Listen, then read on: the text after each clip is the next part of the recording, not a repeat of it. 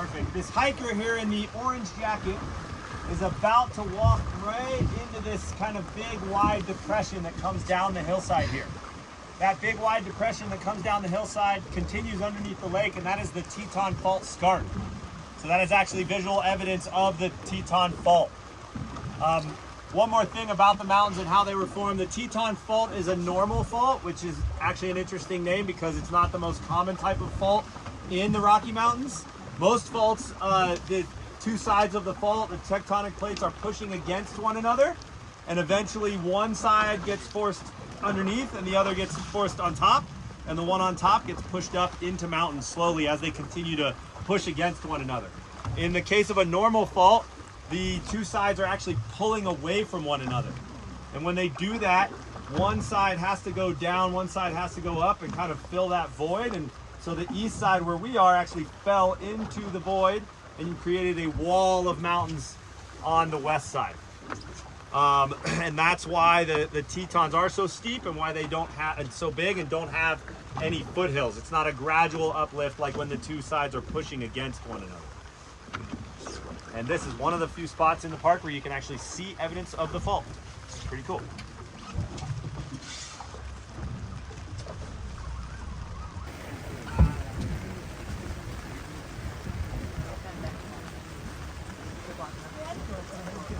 Yeah.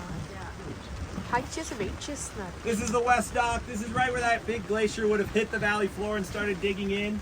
This is the most popular spot in Grand Teton National Park. The reason for that is there's something for everyone. These people are going to be really upset that we're not picking them up. Sorry. There's another one coming, I promise.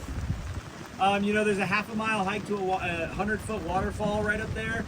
If you hike a little further, there's Inspiration Point, which is a really beautiful overlook.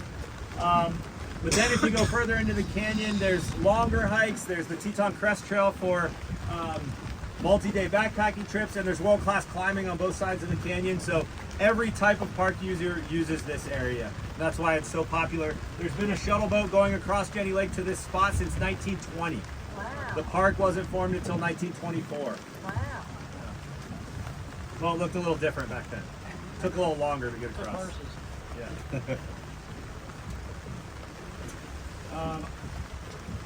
I know you guys are just sitting back there getting soaked. We have about 10 minutes left, but we're gonna head back across.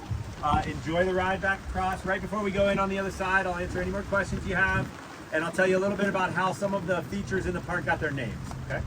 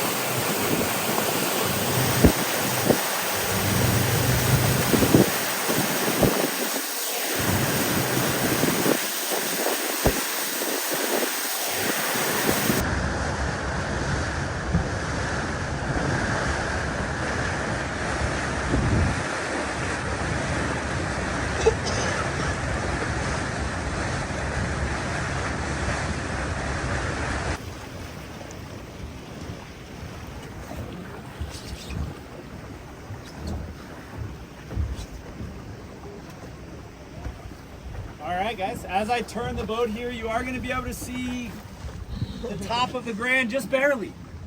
The Grand Teton is 13,775 feet above sea level. Again, we are at 6,800 here at the lake. So that makes just shy of